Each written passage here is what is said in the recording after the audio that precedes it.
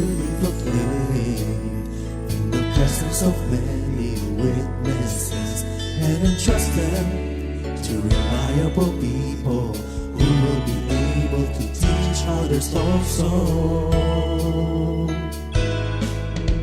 Take the teachings you heard me proclaim in the presence of many witnesses, and entrust them to reliable people who will be able to teach others also.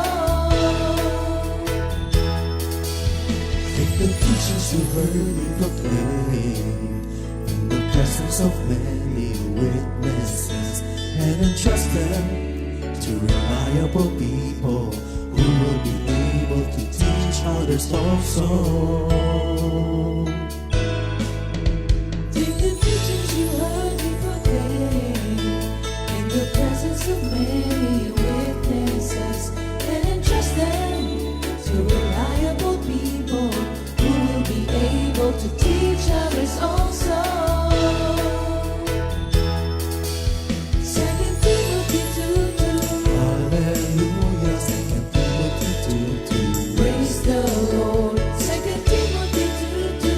You and me, let us proclaim the gospel. 2 Timothy 2:2. Hallelujah. 2 Timothy 2:2. Praise the Lord. 2 Timothy 2:2. You and me, Let us proclaim the gospel of Jesus Christ. Take the teachings you heard me proclaim in the presence of many witnesses, and entrust them to reliable people who will be able to teach others also. take the teachings you heard me proclaim in the presence of many witnesses, and entrust them to reliable people who will be able to teach others also. 2 Timothy 2:2. Hallelujah, 2 Timothy 2:2. Praise the Lord. 2 Timothy 2:2. You and me, let us proclaim the gospel. 2 Timothy 2:2. Hallelujah. 2 Timothy 2:2. Praise the Lord. 2 Timothy 2:2. You and me, Let us proclaim the gospel of Jesus Christ. The harvest is plenty, but the workers are few. And as for me and my house, we will serve the Lord. We will serve the Lord.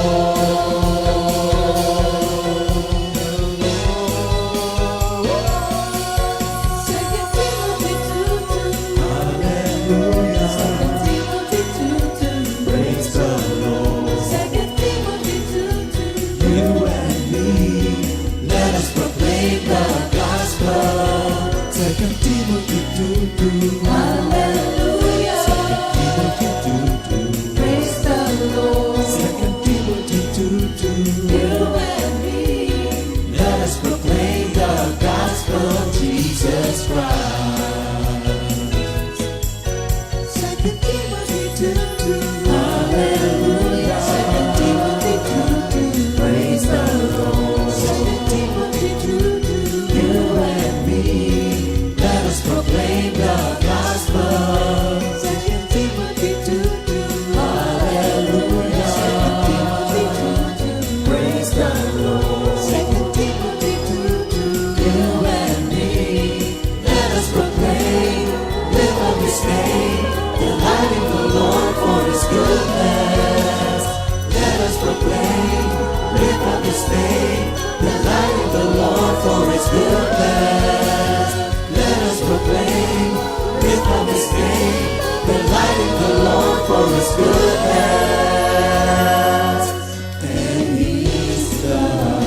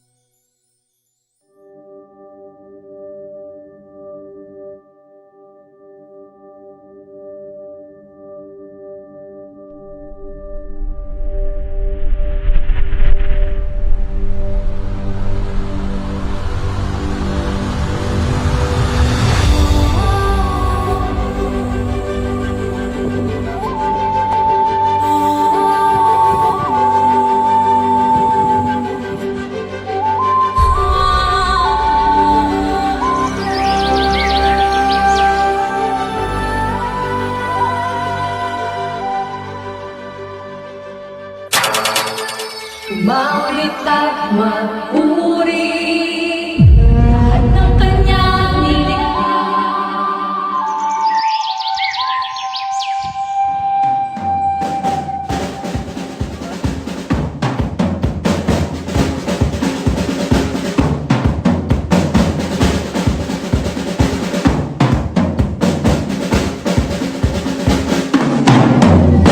Mawit at magpuri, lahat ng kanyang nilikha. Ang buhay mong taglay, sa kanya nagmula. Ang buhay kong ngayon, binago niyang lubos. Kaya't ako'y magpapasyang sumunod kay Jesus. Umawit at magpuri, lahat ng kanyang nilikha. Ang buhay mong taglay, sa kanya nagmula. Ang buhay kong ngayon, binago niyang lubos. Kaya't ako'y magpapasyang sumunod kay Jesus. Lahat ng may buhay, sumigaw na, O Yahweh! O Yahweh! Lahat ng may buhay, dapat magsaya. Lahat ng may buhay, itaas ang kamay. Magalang ka sa Panginoon. At nang matuwid dapat na magsaya, dahil sa ginawa ng Diyos sa kanila. Gayong mas mumuring magpuri sa Kanya. Ang Diyos na si Yahweh ay basta lawatan. Hallelujah! Taas ng kamay, oh hallelujah! Awitan siya, oh hallelujah! Luwalhatiin siya, pagkat si Yahweh ay tapat. Lahat ng may buhay, sumigaw ng O Yahweh! Lahat ng niligtas, magpuri sa Kanya. Pag-ibig niya'y wagas, hindi bumubukas. Purihin si Yahweh, magpakailanman. O hallelujah! Taas ang kamay, O hallelujah! Awitan siya, O hallelujah! Luwalhatiin siya, pagkat si Yahweh ay tapat. O hallelujah! Taas ang kamay, O hallelujah! Awitan siya, O hallelujah! Luwalhatiin siya, pagkat si Yahweh ay tapat.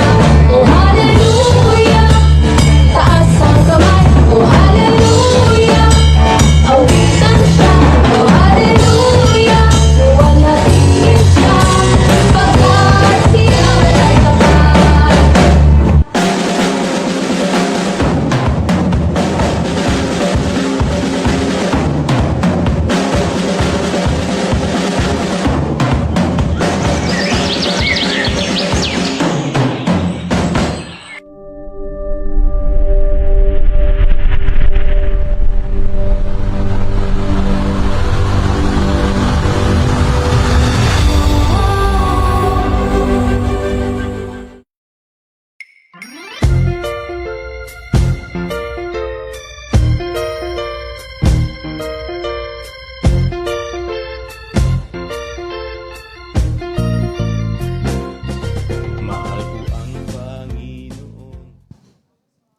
Good morning, Jesus!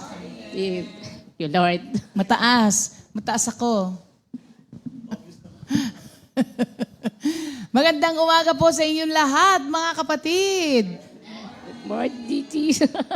Maganda na ang araw ngayon. Wala nang ulan. Pero sa ibang lugar, Maaraw na. pero sa ibang lugar daw meron ng may ulan pa.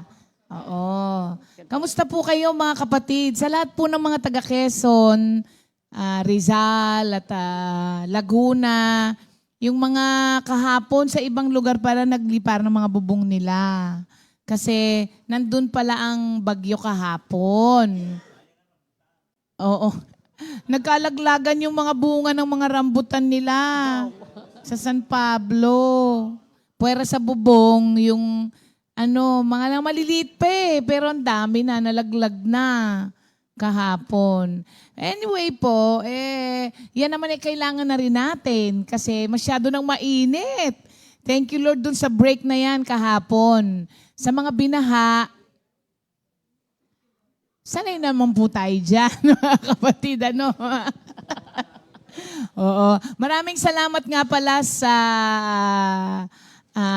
Gelido Clan doon sa ating opening na yan. Thank you Lord, no? Ganda ng pagkakagawa. Lahat ng may buhay, sumigaw ng O Yahweh. Hindi, iniisip ko yung unang lyrics Lahat ng kanyang nilikha. O biro nyo mga kapatid, no? Sa lahat ng nilikha, tayo dapat ang may pinaka maraming papuri na naibibigay kay Lord. Hindi ba da? Yes po. Thank you, Lord. Ha? Yes po. Hindi. Naririnig naman. Dinig niya, naririnig ka nga niya Naririnig. Oo. Sige nga da, mag-pray muna tayo. Sige. Thank you, Lord. Salamat po. Amang banal na makapangyarihan po sa lahat. Maraming salamat po muli sa isang bagong umaga na ipinagkaloob niyo po sa amin. Maraming salamat po sa buhay na tinatanggap namin araw-araw na kaloob ninyo. Sa araw pong ito, pupunuin niyo na naman po kami ng pagpapasalamat. Gagawa na naman po kayo ng mga bagay na ikatutuwa ng inyong mga anak, Panginoon. At hindi lamang ikatutuwa, kundi yung kalakasan na ipinagkakaloob nyo. Higit sa lahat, Lord, yung buhay na tinatanggap namin, bagong buhay sa inyo, Panginoong Jesus. Kung wala po kayo talaga, wala kaming pagagawa. Lord, we acknowledge your presence, your power, and your provision all throughout this day. And anoint each one of us sa mga ministering aming pinagkatiwala ninyo sa amin, Panginoon. Na magampanan po namin ito for your greater glory. Thank you, Lord, at sa aming mga kapatiran na nag-support sa gawain virtually, na nakikinig, nanonood, nasa trabaho, nasa bahay, saan man po sila, Panginoon, yung mga followers namin ng GMJ, Lord. Thank you, Lord, for covering them with your most precious blood wherever they are. At sa amin, technical, thank you, Lord, for the strength, for the wisdom, everything, Lord. Let the Holy Spirit flow in us. In Jesus' name we pray. Amen. Yan, thank you, Lord. Magandang umaga rin po sa lahat ng mga kapatiran natin from abroad. Buongiorno, Sorella Vicky. Ayan. Kamusta ka na, Sister Vicky? At sa mga kapatiran po natin from all over the world. At lalong-lalo na sa mga nasa Pilipinas. Thank you, Lord. Okay, para po sa ating memory verse of the week. John 11:40. Jesus said to her, "Did I not tell you that if you believe, you would see the glory of God?" Sa Tagalog, sinabi ni Jesus, hindi ba't sinabi ko sa iyo na kung sasampalataya ka, ay makikita mo ang kaluwalhatian ng Diyos. Amen. Thank you, Ganda Lord. ng ating memory verse, mga kapatid. Ano po tandaan nyo yan. John 11:40, na kung sasampalataya ka, ay makikita mo ang kaluwalhatian ng Diyos. Yan, yung ating topic po, nitong mga nakaraang linggo ay napapanahon, mga kapatid. Kasi maraming mga tao na nagsasabi, parang hindi na parang wala na akong masyadong milagro na nakikita ngayon, sabi ng marami. Sabi, is it because na humina na raw ang Diyos? Or wala na daw milagro na nangyayari? ang totoo niyan, wala tayong milagrong nangyayari dahil sa ating pananampalataya. Hindi na po natin, parang sa mga panahon ngayon, we sell short God sa hindi natin po pag-expect sa Kanya na gumawa siya ng mga imposibleng bagay sa buhay natin. Tayo po ang nagkukulang. Remember that we serve an almighty God and a supernatural God. Kaya nga po, supernatural eh. Kayang-kaya niyang gawin yung mga hindi nakikita sa natural. So yun yung mga impossible things, hindi ba mga kapatid? Ang atin pong pag-uusapan ngayon, anong kaguluhan ang nangyayari? Sige, babaan natin ang boses ko. Okay lang ako. Sige, ayusin niyo yung problema daw. Okay na ba? Kahit nalakasan ko pang boses ko? Okay. Sa Hebrews 11:11 po tayo. Umina sa loob naman. Sa streaming lang ibababa. Hebrews 11:11. By faith, Sarah herself also received strength to conceive seed, and she bore a child when she was past the age because she judged him faithful who had promised. Yan, thank you Lord. Sa Tagalog kaya? Tagalog. Dahil din sa pananampalataya, si Abraham ay nagkaroon ng kakayahang maging ama. Kahit na siya'y matanda na at kahit si Sarah ay hindi na maaaring magkaanak pa. Nanalig siyang tutuparin ng Diyos ang kanyang pangako. So yan po yung ating message for today mga kapatid. Ano po ang imposibleng bagay na hinihingi nyo sa Diyos ngayong araw na to? O sa mga panahon na to? Meron po ba kayong mga imposibleng bagay na hinihingi kay Lord? Ikaw da. Meron ka bang imposibleng bagay na hinihingi kay Lord? Araw-araw. Ang Ngayong dami. araw na to? Ngayong araw? Ano? Imposible. Imposible. Nagising ako ng maayos. Hindi. Yung imposible Imposible. na hinihingi mo sa Diyos na kung ikaw lang, hindi mo kakayanin. alam ko na. Oo. Ang pinaka-imposibleng hiningi ko kay Lord, sa ngayon Oo, sa ngayon. na nag-undergo Sabi ako ko ng nga sa ngayon. Oo. Yung magising ako ng, yung side effect nung aking injection no Saturday, kumbaga, wag muna,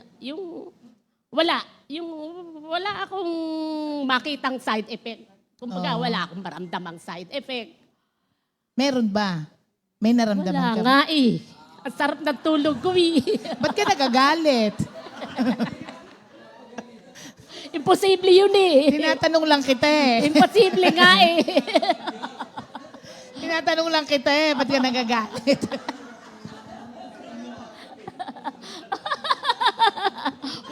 Parang mali yata ako na isinama dito eh. Masaya lang. Masaya lang. Ayan mga kapatid. Kayo po, ano po bang imposibleng bagay ang hinihingi ninyo kay Lord sa mga panahon na to?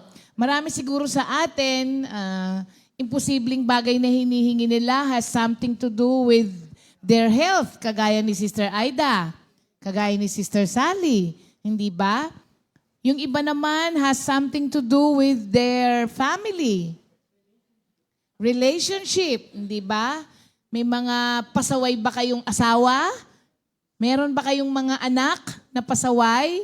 Meron ba kayong mga kapamilya na hanggang ngayon hindi nyo na alam ang gagawin ninyo para madala lang sila kay Lord? Kasi naman di naman talaga kayo magdadala sa kanila. Hindi ba? Kaya wag na po kayong mag-stress. Kasi walang pwedeng lumapit sa Diyos hanggang hindi siyang naglalapit mismo sa Kanya. So pray for them. So ano pong imposibleng bagay ang hinihingi po natin sa Diyos? Kasi alam nyo, kagaya nga nung sinabi ko sa inyo kanina, natigil ang milagro sa ibang tao because natigil din ang paniniwala nila sa Diyos na kayang magmilagro ng Diyos. Alam niyo mo mga kapatid, faith says, kaya nga faith ang pinag-uusapan natin eh.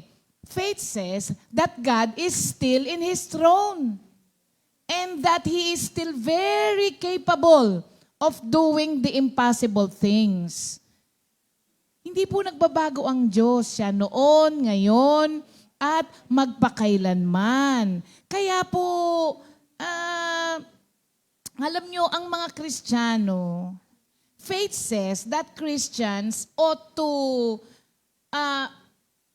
be living in the realm of impossible. Kaya nga po tayo kakaiba eh. Kasi pinagsisilbihan natin ay kakaibang Diyos. Eh ang nangyayari ngayon, maraming mga Christians, nakikiayon na lang din sa mundo. Kaya po walang milagrong nangyayari kasi hindi tayo nag-e-expect ng mga miracles to happen from our God. Kasi kung hindi ka naniniwala na hindi na kaya ng Diyos na magmilagro sa buhay mo, talagang hindi mangyayari yun. Kasi it takes faith to believe that God can do the impossible. So, dapat nga po, tayong mga Kristiyano, dapat punong-puno yung notebook natin ng listahan ng mga imposibleng bagay na mangyari sa atin. Kailangan po yun, mga kapatid. Hindi po nag-stop ang mga miracles. Hanggang ngayon may milagro. Sabi nga nung mga iba, bakit parang mas maraming milagro sa Biblia tsaka yung mga nangyari noon? Alam niyo po ba kung may isang taong kokolekta ng lahat ng milagro na nangyayari pa rin sa mundo hanggang ngayon, hindi mo sasabihin na ganun. Mas sasabihin pa nga nung mga tao siguro nung unang panahon, bakit mas maraming milagro nitong mga bagong panahon kaysa nung panahon natin? Kasi ngayon, mas marami ng tao ang naniniwala sa Diyos. Kaya mas maraming mga milagro ang nangyayari, mga kapatid. Ngayon, sabi ko nga sa inyo, ano bang imposibleng nangyayari sa buhay ninyo ngayon? Ngayon, pakinggan po muna natin si Sister Aida. Ito ay isang imposible. Yung karanasan, alam nyo ba, every time nga na nagsishare siya sa aming Sisters of Faith na devotion, pag siya na yung nagsishare, pagka tinignan mo lahat kami nakatingin sa kanya, tapos nakangiti kami. Malalaman ninyo, mangingiti rin kayo kung bakit. Pakinggan po muna natin ang sharing ni Sister Aida. Thank you, Lord. Yung faith journey, sabi ko nga kahapon, gusto kong ibahagi yung faith journey ko sa Panginoon this year. Kasi last year po, I was diagnosed ng malignant epithelial ductal carcinoma. Ang dami, no? Ang dami. Dandahan lang, salita. Sige, baka mamaya iba yung masambit eh. No? Sige. So, to cut it short, cancer. Pero walang stage pa noong time na yon. So, sabi ko, parang napaka-imposibleng harapin ito ng mag-isa. Pero dahil nga sa pananampalataya natin, faith, no? Yung pakikipagtipan ng Diyos sa atin, there is really such different when we encounter sufferings. Dahil meron na tayong new life in Christ. 1 Corinthians 5:17. When anyone joined to Christ, he is a new being. 2 Corinthians 5:17. He is a new being. The old has gone, the new has come. Even doon sa pananaw, sa new life natin, even doon sa pananaw, paano mo harapin yung suffering?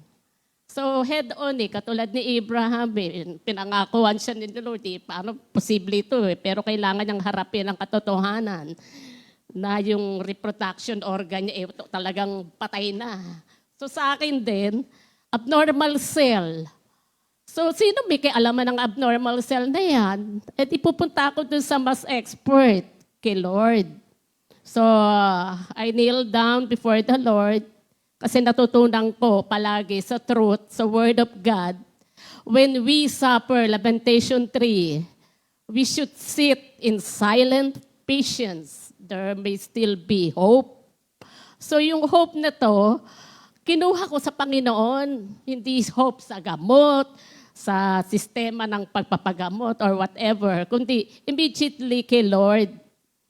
So, yung assurance niya ng Word of God, which is the Romans 5, this hope will not disappoint us because the love of God pour out into our heart through the power of the Holy Spirit. So there is power that is inside us na yung mga imposible magiging possible sa kanya. So immediately, sabi ko, Doc, binigyan niya ako ng surgeon na hindi na ako binigyan ng choices, kundi ano kasi yan kakalat para hindi na mahaway isa dahil normal naman yung isang breast mo. Ito lang ang ititreat natin. So, kailangan ko sa biopsy mo, first surgery ko is lumpectomy and then second, radical modified mastectomy. Alisin na lahat. So, hindi po madali. Lahat talaga, financial, di ba? Tariya. Kaya huwag ka papadoktor na wala ka word. Kasi sa resulta pa lang, doon ka na mamamatay, di ka na mamamatay. Pero kung may word ka, you have to stick on that word. Ito nga, Romans 4:20, hindi siya nag-alinlangan sa pangako ng Diyos. Sa halip, lalo pa siya lumakas dahil sa pananampalataya niya. Kaya pag hindi mahirap pananampalataya mo, ka magpa-doktor. Pag wala ka word. So, nagpa-pray ako. Binigyan ng wisdom ni Lord. Sabi ko, pengi word, Lord, di ako pwedeng pupunta sa doktor kahit sabihin pa nila na wala akong direction mo. And noong time na yun, meron tayong pag-aaral, the parable of the 10 lepers. Yung 10 lepers, di ba? Malayo pa lang kay mercy. Ako rin, humingi ako ng mercy kay Lord. Hebrews 4:16, di ba? Sinishare ko sa'yo. Hindi ako mag-aatubili lumapit sa'yo, Lord, basta have mercy. Sagot ni Lord, go to the priest and let your body examine. Sabi ko, hindi naman priest ngayon, hindi doctor, punta na ako. So yun, I have that tranquility, peace. So yun na, immediately, ang bilis ng provision ni Lord. Sabi ng surgeon ko, kapag alala sa gastos, sabi ko, oo nga, Doki, ang ano naman Sabi niya, unang-unang privilege, private and public, ako ang mag-handle sa iyo. Sabi sa akin, yung minor, dahil kinuha natin yung lump mo PhilHealth ka lang, wala kang babayaran. Thank you, Lord. Kaya after noon, lumakas ako. Sabi ko, pasok na ako. Doc, pwede ba pumasok? Pagkain ang katawan mo, sige, ready. Hindi ka pwedeng stagnant. Lalo kasi, ito po natutunan ko during this journey. Lalakas ang immune system lumalakas ang immune system ko, hindi sa lahat ng kakainin ko, sa iinumin ko, kundi yung pananampalataya kay Lord that He will see me through. So, hindi niyo ako iiwan, hindi niyo pababayaan. So, keep on moving, yung normal na ginagawa mo, sige. Kaya naman, LRT naman ako Hindi na ako nagbabas. So, yun, pumapasok ako dito. Hanggang finally, sabi ng doktor, magra-radical ka na, ha? Sabi ko, sige po, ilang araw, ano po yun? Ano mga kakailanganin? Alam mo naman, pagka government hospital na lahat ng supply sa akin. Pero yung lahat ng mga major supplies sa hospital, kinumpute ko yung minor supplies. Magkano abutin? Tita, 20,000. 20,000. Kahit may pera ako, Diyos ko po, mauubos dito. Pero may word ako. Lubos siyang naniniwala. Romans 4:21. Lubos siyang naniniwala na tutuparin ng Diyos ang ipinangako nito. So, meron ako assurance.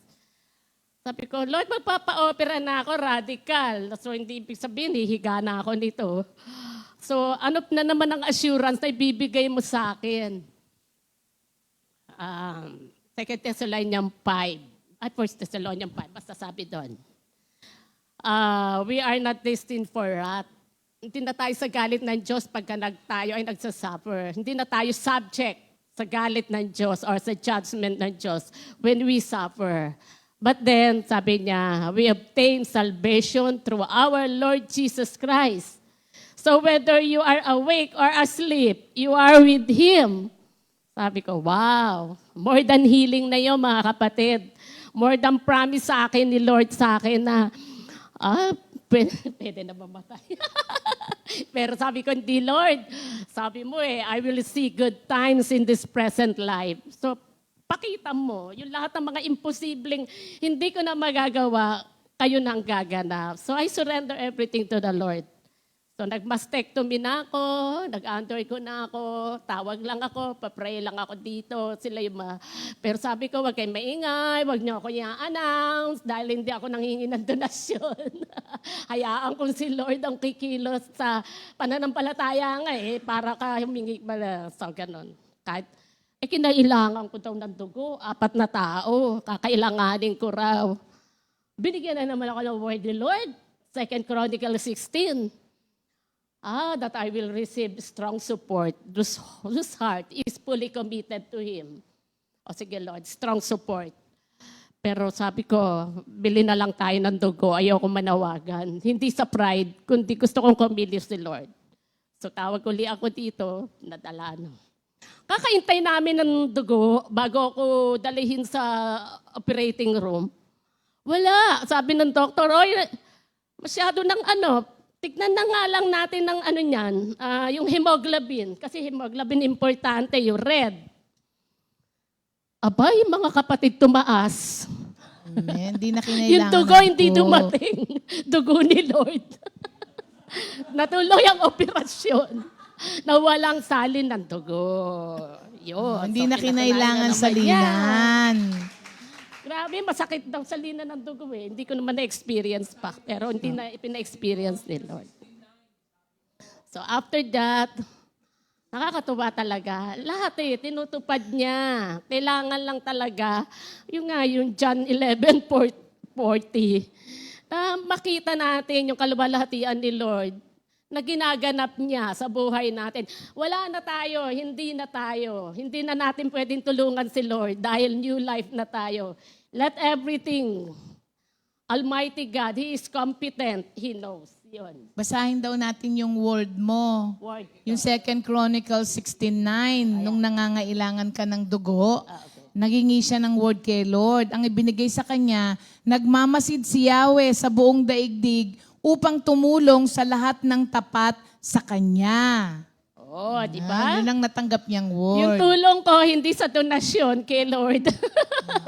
Hindi na kinailangan. Sabi ko, naisip ko nga si Brother Sandy. Sabi ko, pwede naman Brother Sandy, Brother Jeff, yung mga malalapit. Ayaw ka na, balahin ko pa sa ministry itong mga to. Wag na. Bili na lang. Pero hindi, iba ang plano ni Lord do sa word. So bago ako ipasok sa operating room, tumaas na yung hemoglobin, nagawa na lahat yung procedure, naalis na. And then nagkaroon na ako ng malay sa recovery room. 2 hours yung operation ko. Aba, may word na naman ako. Kakatuwa. Kanta naman ngayon. Hindi ako marunong kumanta, Sige. pero worshiper ako. Antayin natin. Psalm 30, sa akin ganaan. Sabayan mo ko. Sige. You turn my morning. You have changed my You have changed my sadness into joy. 11. You have changed my sadness into joyful dance. You have taken away my sorrow and surrounded me and surrounded me and surrounded me with joy. You have changed my sadness into joyful dance. You have taken away my sorrow and surrounded me and surrounded me and surrounded me with joy. So I'll not be silent, I will sing praise to you. Lord, you are my God. I will give you thanks, I will give you thanks. Lord, you are my God. Second voice pala si Aida, no? So yun, nung hinipo ko, wala na nga yung sorrowful mystery. Nawala na siya. So sabi ko kasi, Lord, thank you. Alisin mo na lahat talaga. Thank you, Lord. So itong second level of treatment ko is panay joyful na nga talaga. Joyful nga eh. Para ka pala si Mama Mary, no? Joyful nga, oo. May sorrowful. Kasi yung result niya, after 30 days, sabi ko, tagal naman ang resulta, gusto ko nang tumayo. Eh, sabi, hindi, bawal ka pa, mahiga ka pa dyan. Tagal naman. Sabi ka na. Negative metastasis. Yes. So, hindi ko malat. Tapos, no tumor involvement around gano'n, kung ano pa yung kinukuha nila, radical. Tapos yung mga lymph nodes, o hindi, walang affected organ. So you are, series stage.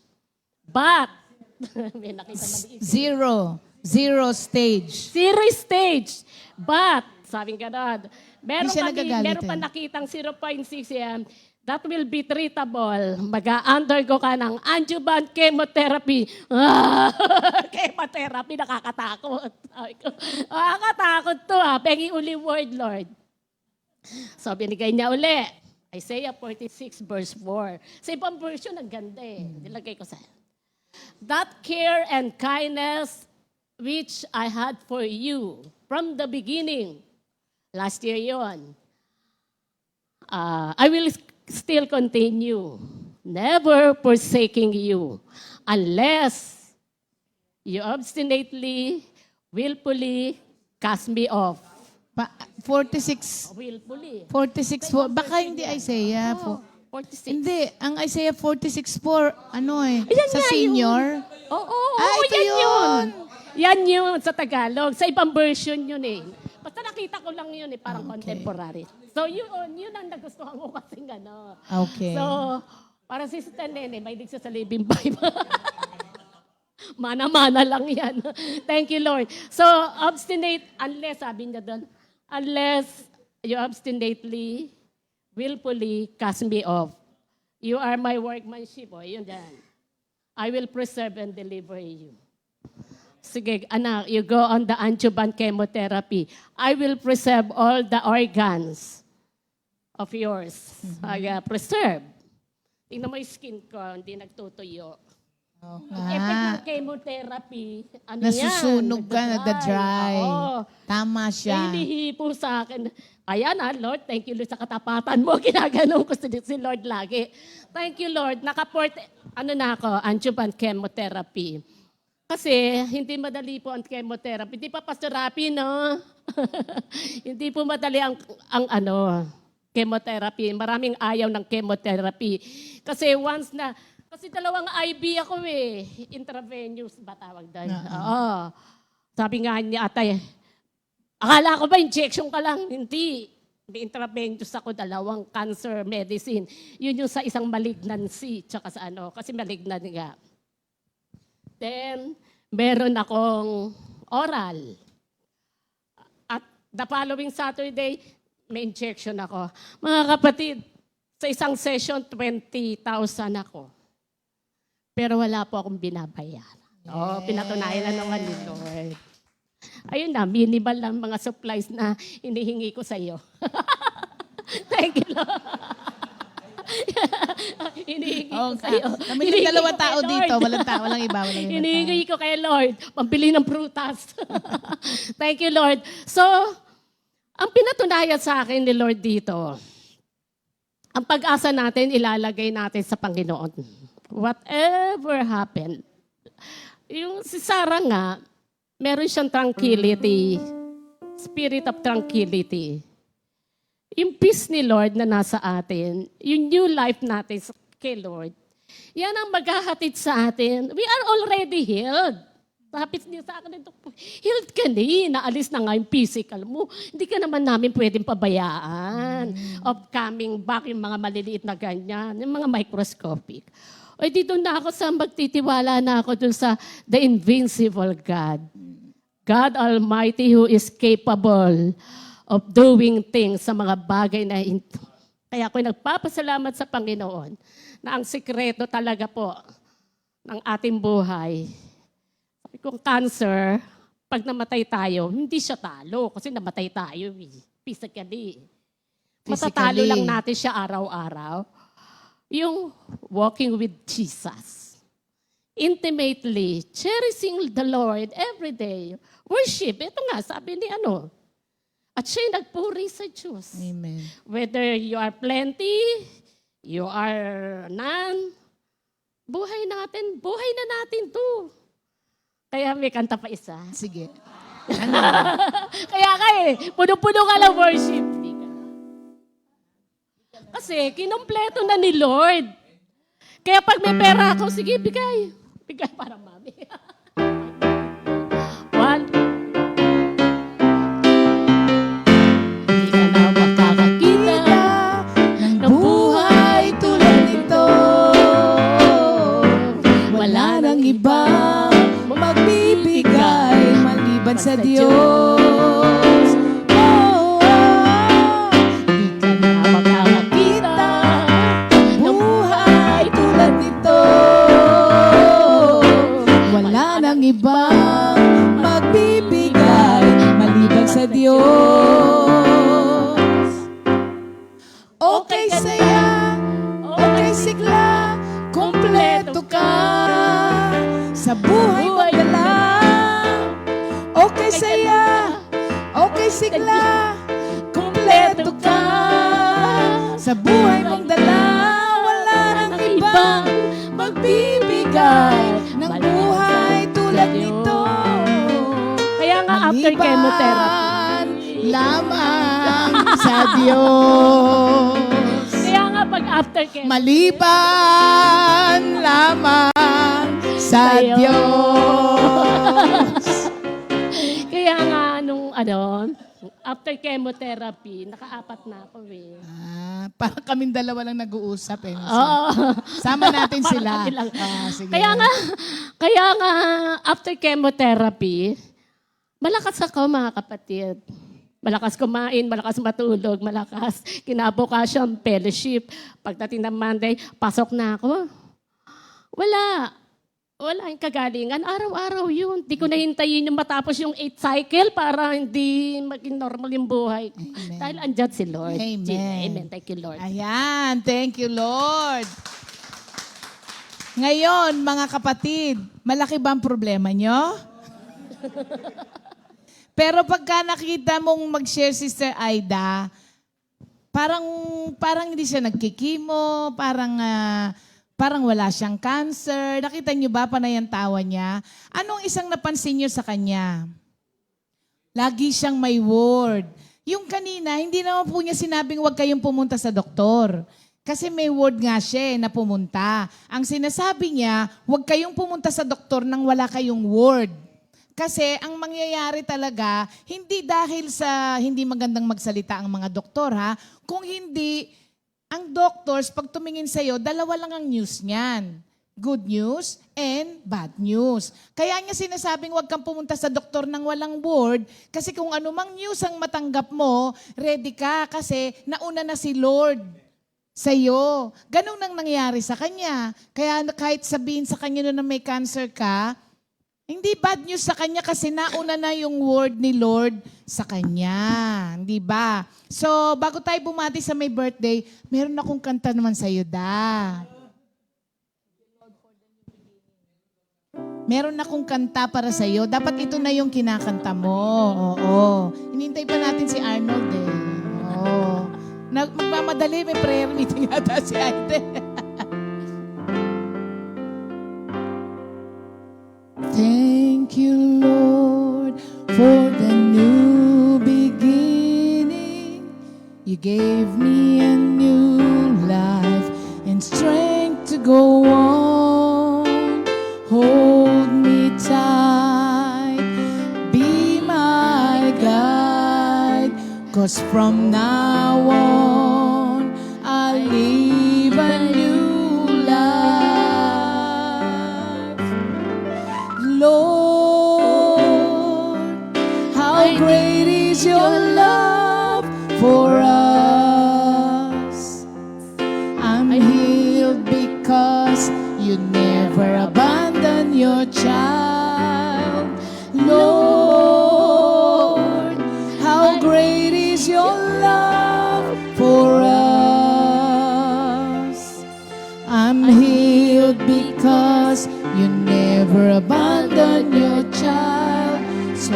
I thank you, Lord, for your amazing love. Ayan, ang Thank you, Lord. kanta na ngayon ni Sister Aida kasi sabi doon, I'm healed because you never abandon your child. Thank you, Lord. Yan. Yan ay kanta ni Sister Jen na muntik na ring mamatay, di ba? kakasaan. Ibinigay sa kanya ni Lord yon. Kasi parang di na rin talaga mabubuhay si Sister Jen noon eh. Kasi naatrasan ng ng sasakyan. 2 beses, no? Kaya nga nung pinuntahan namin sa ospital siya, magayong dito niya eh. Maga talaga. Pero, grabe rin talaga, no? Binigay sa kanya ni Lord tong word na to. Alam niyo ba na ang sabi sa kanya ay hindi na siya magkakaanak ulit? Pero after masagasaan siya, tapos pinagaling siya ni Lord, nagkaanak siya. Oh, kaya nothing is impossible with God, mga kapatid. Okay. Ha? Oo, 2 new life nga naman yun, no? Oo, yung sa kanya at saka yung sa baby niya. Okay? Oo, Sister Eting din may comment. Kasi parehas sila eh. Si Aiden. Ang kay Eting daw, Psalm 27:13. I know that I will live to see the Lord's goodness in this present life. Oo. Kaya alam nila na mabubuhay pa sila. Kasi may word eh, may word.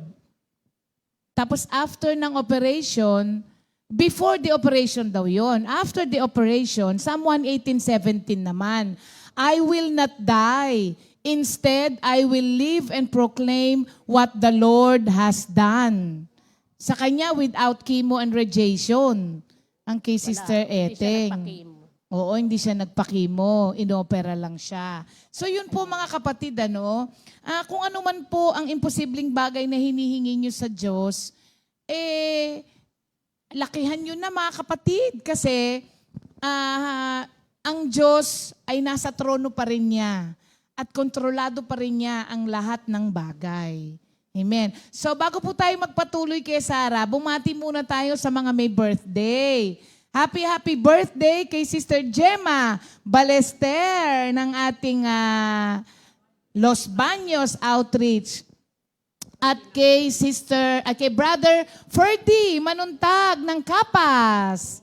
Happy birthday po sa 2 kapatid natin na may kaarawan ngayon.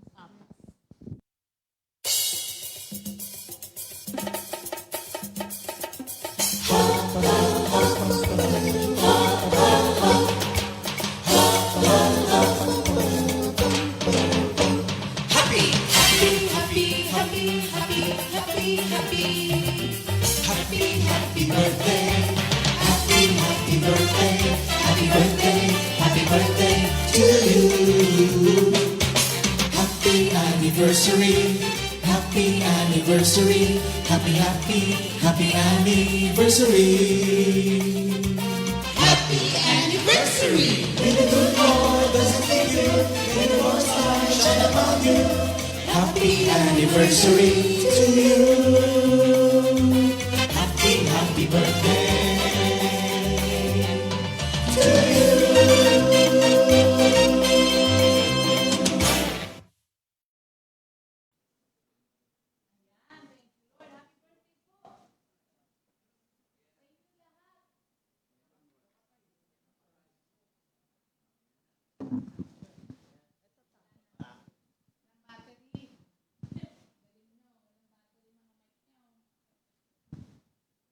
Ayan, happy birthday mga kapatid. Thank you Lord. Okay. Si Mama Ched, ang kanyang imposibleng bagay daw na hinihingi kay Lord ngayon ay ang kagalingan din niya. Oo. So lahat tayo may mga ganyan mga kapatid. Okay, basahin ko lang ha. Same po sa case ko, Sister Ria, no chemo and new life to sa akin. at sa aking bunso na malapit mag 16 years old this coming June. Si Sister Jeline din yun. Yan. Mga kapatiran natin na binigyan ng bagong buhay ni Lord at iniligtas, no? Thank you, Lord. Ang ating covenant meeting ay sa June 15 po, mga kapatid. 1 p.m. onwards sa City Garden Grand Hotel sa Makati Ave po yan. All covenant members are invited, active and inactive po. Ano, mga kapatid? Marami po tayong pag-uusapan dyan. Pangalawa naman po ay Life with the Spirit Seminar sa East Area. June 22 po yan, Saturday. 8 a.m. naman po ang start sa ating worship center sa St. Joseph. At yung ating CSM Summer Camp, close na para sa mga hahabol. Kasi hindi na daw po kayang i-accommodate ng venue. Oo. 100 plus na kasi daw. So, hindi na po kaya, gusto man po kayong accommodate, hindi na po kakayanin ng venue, di ba mga kapatid? So, sa susunod na lang po. Yan. Okay na yan. Sige. Thank you, Lord. So, thank you, Lord, din sa mga sumuporta, sa mga youth natin para po makasama ang karamihan. So, dito po sa ating lesson, mga kapatid, kung tutuusin, pag tinignan niyo po sa buong Biblia, dito lamang po sa passage na ito na binanggit ang faith ni Sarah for carrying her child. In fact, sa totoo lang sa Genesis 18 nga, na-rebuke siya for her lack of faith. 'Di ba? So para sa isang tao na na-rebuke for her lack of faith, pag binasa nyo kasi yung Genesis 18, 'di ba? Para ma-rebuke ka for your lack of faith, tapos bigla kang nasama dito sa Hall of Faith na nasa New Testament, 'di ba mga kapatid? Kasi nung narinig po ni Sarah na sinabi na magkakaanak ang iyong asawa, sabi kay Abraham, tumawa siya. Ito po ay isang tawa na hindi yung tawang na overjoy dahil magkakaanak siya, ha? Hindi eh. Hindi rin ito yung tawa na natakot siya. 'Di ba? Ito po ay tawa na dinideny niya. Na natawa, tama. Natawa siya. Huwag nating i-judge si Sarah. Ilagay mo yung sarili mo sa kanya that time. Na ikaw ay 90 years old at ang asawa mo ay 100 years old. Tapos, hindi ka na nagme-mens. Wala na siyang period. Tapos, biglang sasabihin kang magkakaanak ka. Tapos, sundan mo pa yun na yung magiging anak mo ay pagmumulan ng maraming lahi. Hindi ba? Kung ikaw yun, sa totoo lang, di ba, parang feeling ko nga hindi na sila nagsisiping ni Abraham noon eh. Kasi sasabihin niya,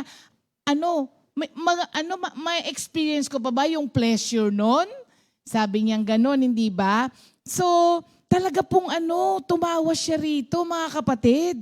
And yet, sabi sa binasa natin, by faith, Sarah received strength to conceive. Ito po, ang isang katotohanan na hindi natin nako-contemplate minsan. At huwag kayong mag-react kaagad, mga kapatid, ha? Kasi ang sasabihin ko, there is always an element of doubt in faith. Antayin niyo muna. There is always an element of doubt in faith. Kasi before faith can be exercised, there has to be a chance of failure. Kaya nga, papaandarin mo yung faith mo kasi alam mong imposibleng mangyari siya. Kasi ang miracles, ang mga miracles, hindi sila magiging miracles kung nangyayari siya palagi. Normal lang. Di ba? Oo. So, ganun ang nangyari dito kay Sarah.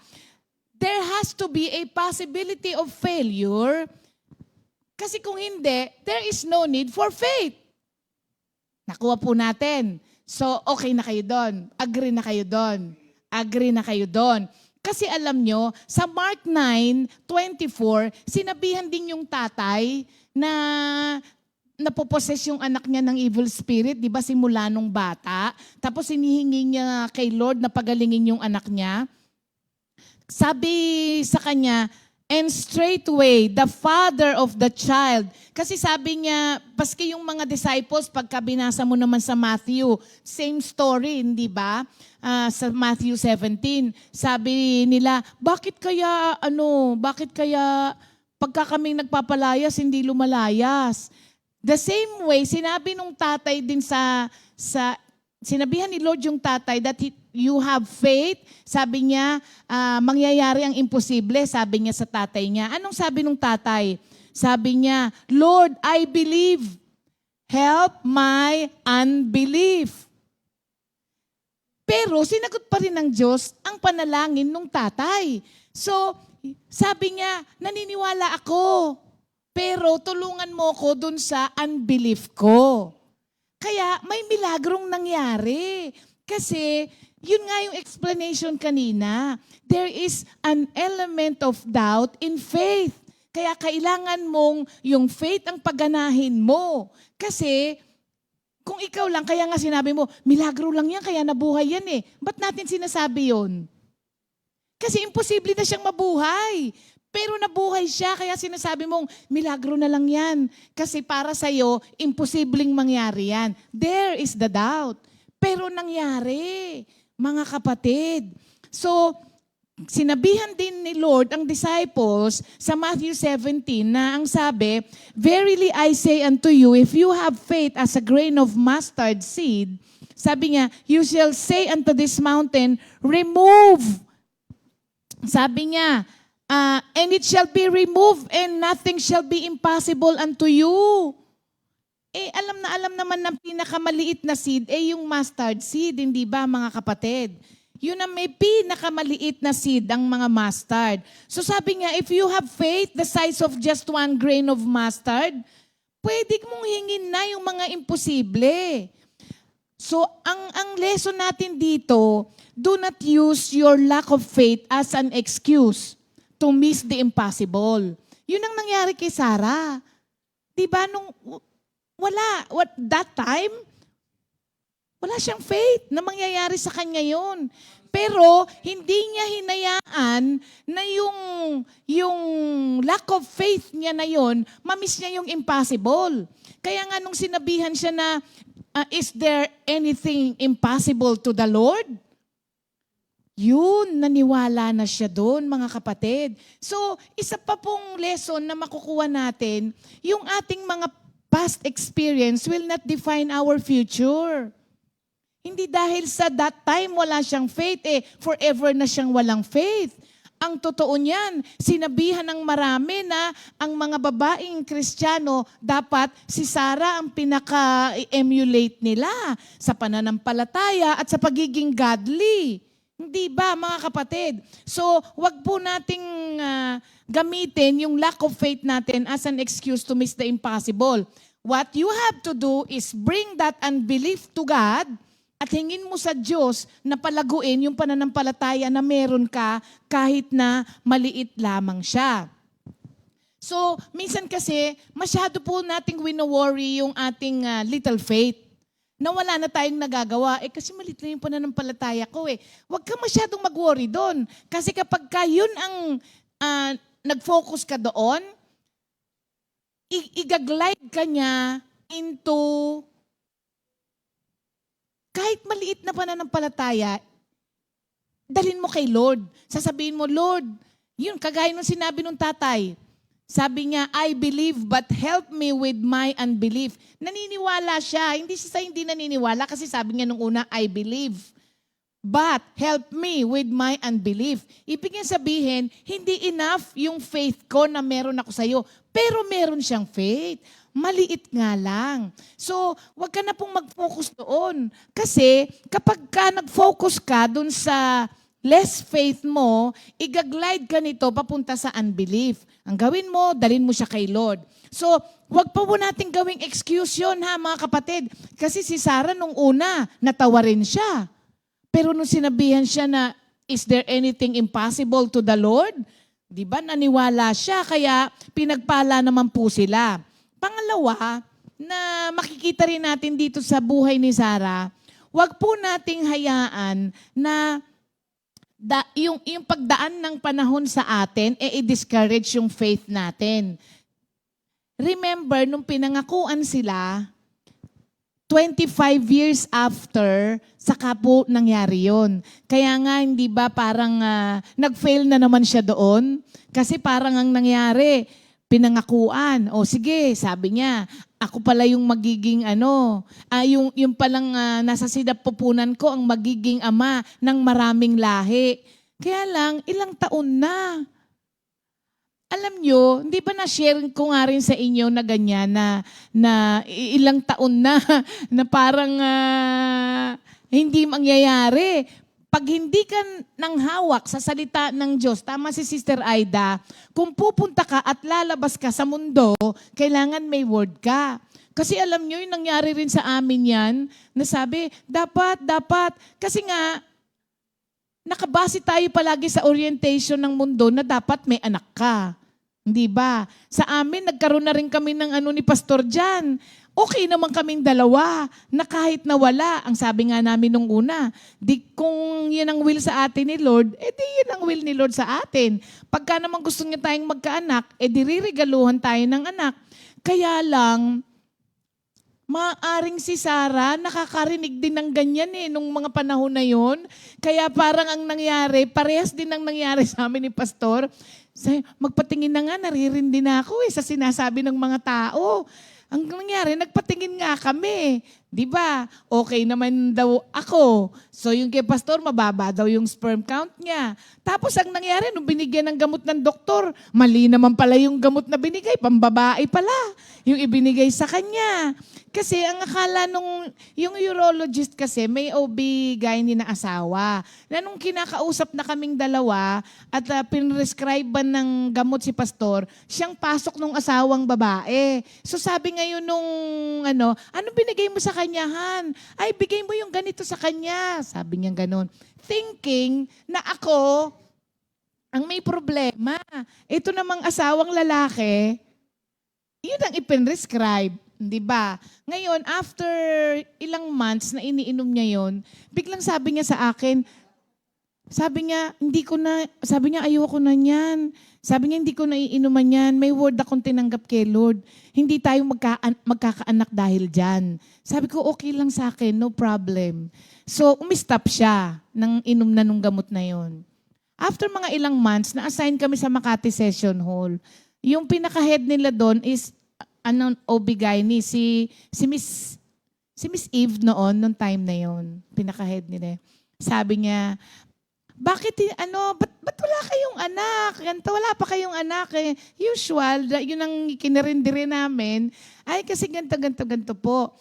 Sabi niya, mababa lang naman pala eh. Sabi niya, may gamot dyan. Sabi sa kanya. Sabi niya, ay, meron na pong binigay. Ano binigay sa yung gamot?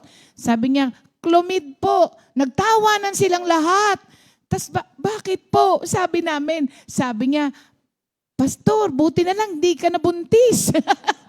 Sabi, bakit po? Pambabae, yung ibinigay sa'yo. Pero di ba magaling si Lord? Kaya pala sinabihan siya ni Lord na itigil mo yan. Oo, kasi pambabae pala yun. Buti na lang, hindi nagbuntis si Pastor. Kung hindi, yun talaga ang Immaculate Conception. Oo, matinding himala yun. So, maaaring ganun ang nangyari kay Sarah that time. Kaya parang ang tagal-tagal naman yung pangako. Sipingan mo nga itong isa sa mga servant girl ko para matupad na yun. Pero hindi yun ang pangako ng Diyos eh. Pero isa ang natutunan ko dyan. Kahit anuman ang paggagawin natin, the will of the Lord will always be carried out. The will of the Lord, mga kapatid, mga The will of the Lord. So, wag mo pong hayaan na yung passage of time will discourage you from your faith. Kasi sometimes we have to wait a long time, a very long time, para po matupad kung ano yung pangako ng Diyos sa buhay natin. Minsan nga, alam mo, pag pinangakuan ka, minsan hindi na sa time mo natupad, pero natupad pa rin. 'Di ba? Ang mga mame, isa sa prayer nila ay magkaroon tayo ng worship center bawat area.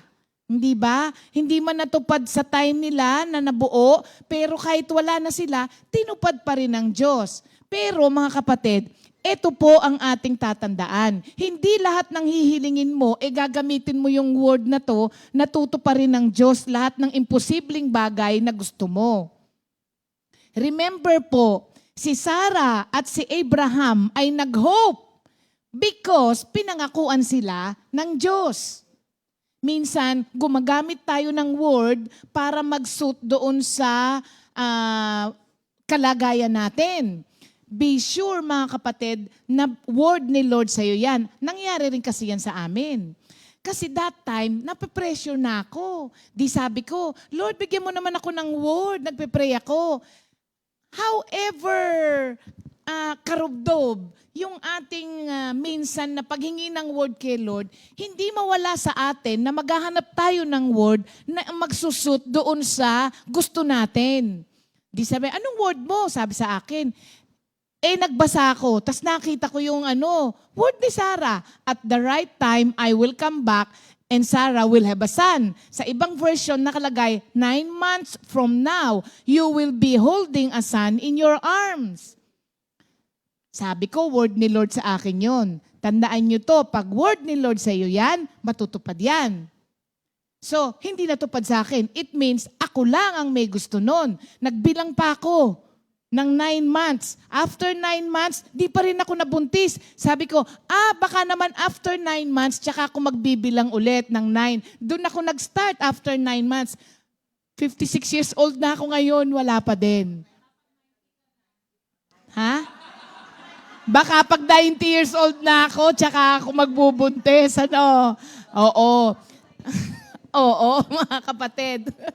Sometimes, we have to wait very long time para matupad kung ano yung sinabi ng Diyos sa atin. But sometimes, mga kapatid, we are holding to a false hope. Kasi yung word na sinasabi mong pinanghahawakan mo, hindi naman kalooban ng Diyos sa'yo. Ikaw lang ang may kalooban nun. Kaya yun nangyari sa akin. May word ako, di parang false prophet din ako pagka sinasabi kong word sa akin ni Lord to, tas hindi natupad.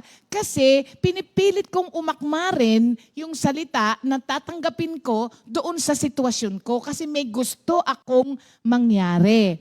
So, kailangan, we have to judge God faithful that nagagawin niya yung pinangako niya. Pero make sure, pinangako niya yun sa iyo, mga kapatid.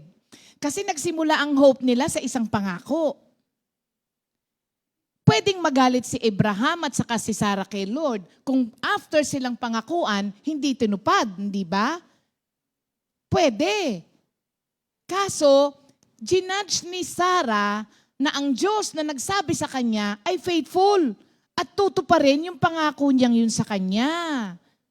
So wag tayong hanap ng mamaya sinabi niya na sa'yo na makontento ka na sa kalagayan mo. Hindi maganda yan. Hahanap ka ngayon ng word. Ito. Parang ito ang mas akma sa sitwasyon ko. Ang nangyari, pinanghahawakan mo yun, hindi naman yun ang kalooban ng Diyos sa'yo. God's will always be carried out, mga kapatid. Walang intensyon ng Diyos na sagutin ang mga panalangin mo nang hindi niya plano sa'yo.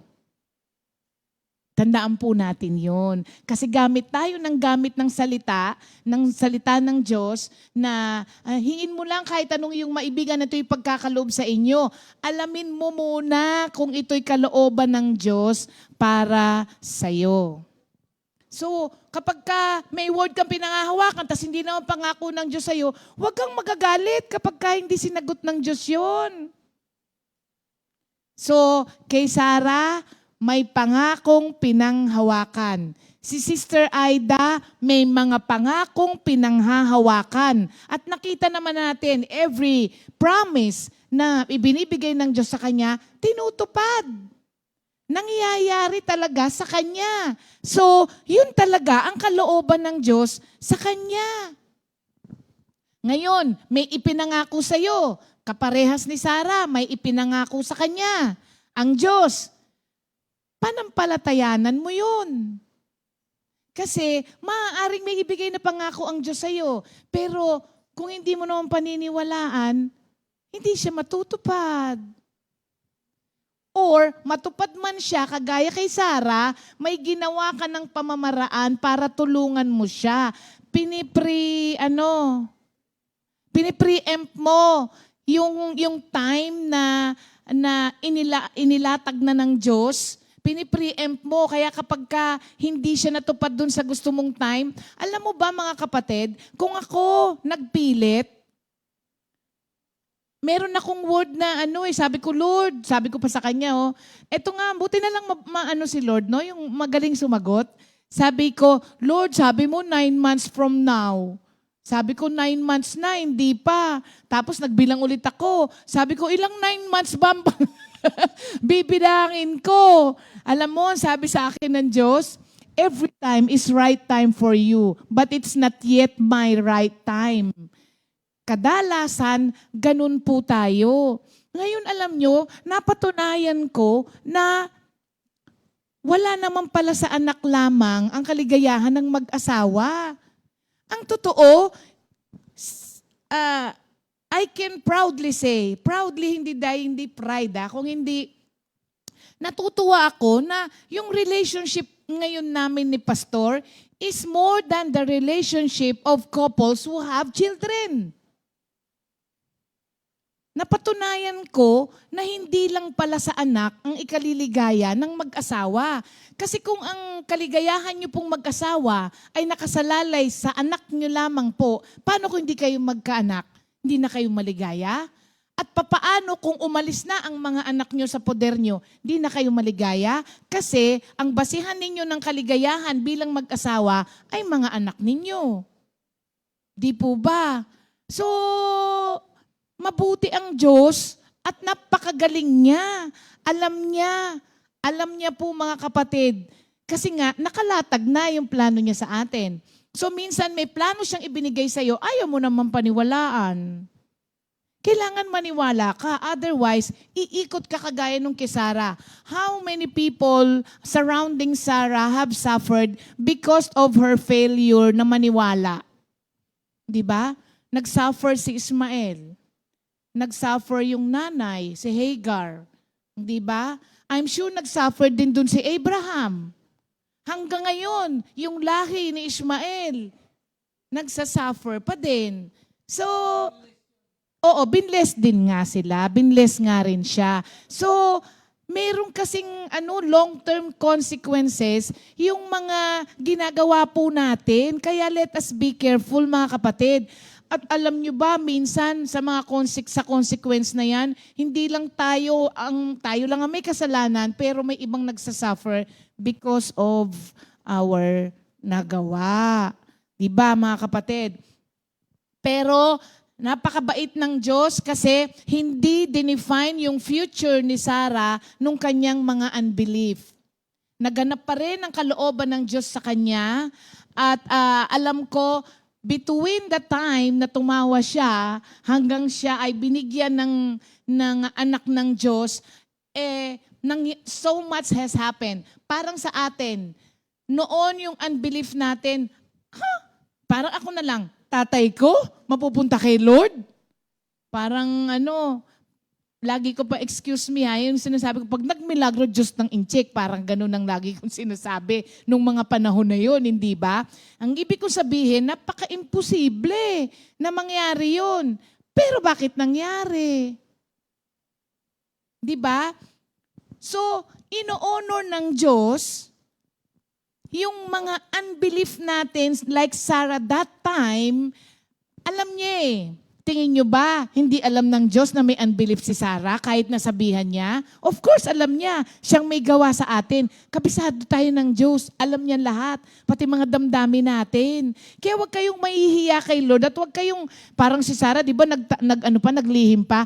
Tumawa ka. Hindi Naakala mo ba, hindi alam ng Diyos? Alam na ng Diyos. Pero biniyayaan pa rin siya. Alam ng Diyos. So, parang kagaya natin, between that time na hindi tayo naniwala na kayang baguhin ng Diyos ang buhay natin, up to this point, malaki na ang pagbabago ng pananampalataya natin, mga kapatid. Yung mga dating hindi natin pinaniniwalaan, ngayon, naprubahan na natin ng Diyos. Pinaniwalaan na natin. Lumago na yung pananampalataya natin. Kaya, huwag po nating sasabihin, bakit nilagay siya sa Hall of Faith? Nagtawa nga siya nung unang panahon, nung pinangakuan siya. Ibig mo ba sabihin, simula nung pinangakuan siya, hanggang namatay siya, hindi siya naniwala sa dinami-dami ng nangyari sa kanya? Ikaw ba, binigyan ka na ng milagro ng Diyos sa buhay mo? Hanggang ngayon ba, nagko-question ka pa rin? Sabi natin lagi, pinabayaan ka ba ng Diyos dati sa mga dinanas mo? Hindi naman, hindi ba mga kapatid? Sometimes, nabubura yung reference natin when it comes to God's goodness. Huwag nating burahin, balik-balikan natin yung reference ng yun ng Diyos sa buhay natin para ma-remind tayo na niligtas niya ako noon, ginawa niya na sa akin ito noon. Eto pa kaya? Remember yung sharing ni Pastor Alex Dueñas nung last Monday? Sabi niya, 9 years na nga akong walang kidney pero binuhay ako ng Diyos. Papatayin ba niya ako dito sa isang buwan na gawain pa niya ang inuna ko? Tignan mo naman ang reward. Tignan mo naman ang reward, hindi ba mga kapatid? So, kagaya po ni Sarah, let our faith be restored. Kung tayo ay nagkaroon ng moment na ganoon din po. Kasi faith grows, mga kapatid, as you get your eyes off of yourself. Tapos, yourself, your problems, your limitations, your failures. Tapos, i-refocus mo siya, ituon mo siya sa Diyos. Lalago ang pananampalataya mo at masasabi mo na nothing is impossible because yung focus mo napunta na doon sa Diyos na wala ngang imposible. Kasi as long as your faith is focused on your failures, your weaknesses, your limitations, your failures, mga kapatid, wala pong hantungan ng sitwasyon natin. Si Sarah, may hinantungan ang sitwasyon niya, nangangahulugan po lamang na na-restore yung faith niya. Hindi po ilalagay ng Diyos ang isang taong hindi napatunayan ng pananampalataya niya na ganun kalakas at ganun ka-influential kung hindi nangyari yun sa kanya. Lahat ng mga tao na nasa Hall of Faith, every one of them has to tell about faith. Yung buhay nila has something to tell us about their faith. Marami sa kanila nag-umpisa ng wala, pero nagtapos na punong-puno at umaapaw ang pananampalataya. Ganon din po sana tayo. Thank you, Lord. Okay. Mag-e-end up na po tayo sa ating repeat new song of the week. Ito pong mga repeat new song na to, mga kapatid, ay ito yung ating mga songs na ilo-launch sa ating anniversary. Wait for further announcement po para dun sa ating lugar. Inaayos na po natin yan. Basta kay hotel o hindi, matutuloy yung ating launching na ito. At para ma-familiarize tayong muli sa mga awitin, inuulit po natin isa-isa ngayon. And for our repeat new song of the week, Kasama Kita, composed by Minister Jeff Borja. God bless you all.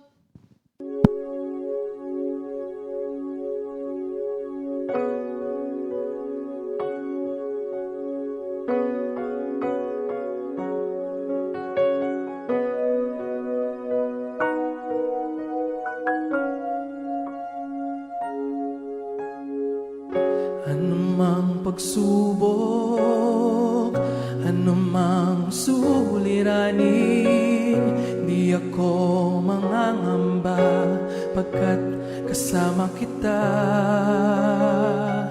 Anumang pagsubok, anumang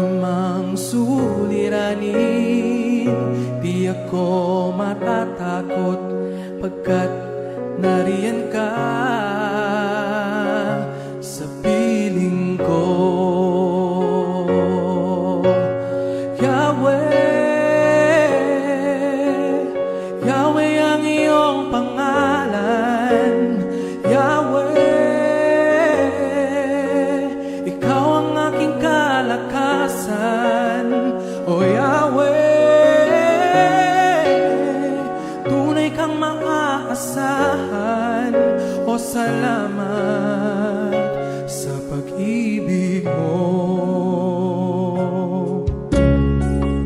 Anumang pagsubok, anumang suliranin, di ako mangangamba pagkat kasama kita.